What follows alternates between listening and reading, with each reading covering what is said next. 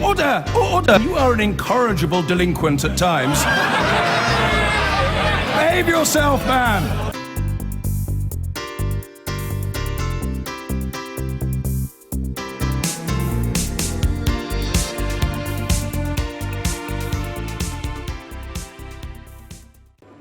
Now, as we approach Christmas, a sad tale of our times.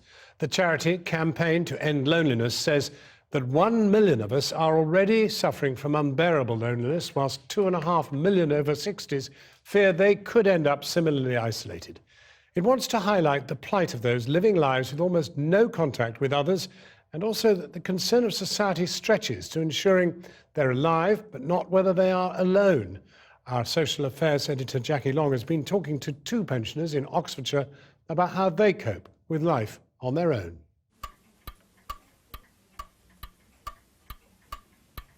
If you've never been lonely, you don't realise what it is like.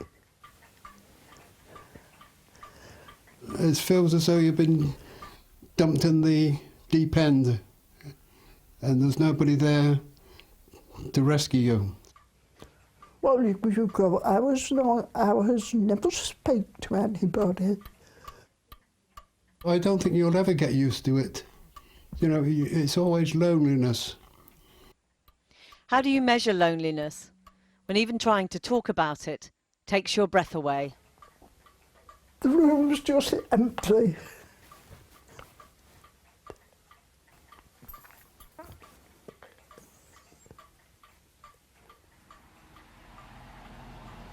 "91-year-old Margaret Nicholas has lived in this house virtually her whole life. First with her parents, then her husband and family. 2 years ago her husband died. Now it's just her. We used to do the garden together, do our shopping together. Everything was done together. But you obviously miss him. I do. Margaret's granddaughter takes her shopping and neighbours pop in to check she's okay. But it's everyday company she misses. Some people would think me a bit odd, but I do chatter to my husband. I do it so I'm sort of, speaking. That's the wife with a cousin. Roy Croucher lives a short drive away. He and Margaret have loneliness in common. He lost his only son to cancer and then his wife of 50 years. I'm always hoping that the wife will come through the door, which she never will. If you go out, you come back, and you come back to an empty house, and it's loneliness again. And you're always waiting for somebody to call. Roy says he's lucky. A friend and her family see him most weeks. But like Margaret, some days the only voice he'll hear is a call from a phone befriending service run by volunteers. Judy rings up on a Saturday night, because last Saturday she was the first person I spoke to all day.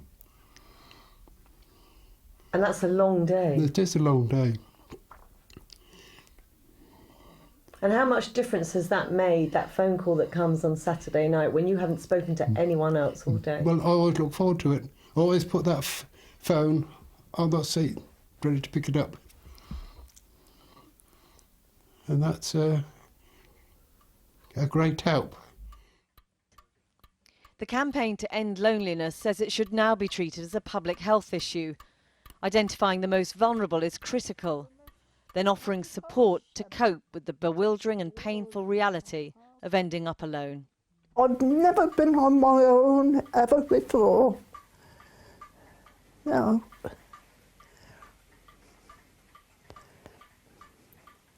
And so getting used to that has been hard.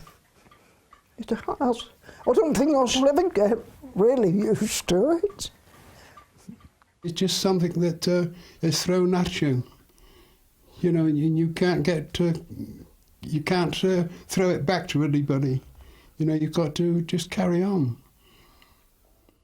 Roy Croucher ending that report by Jackie Long. I've been getting away with it all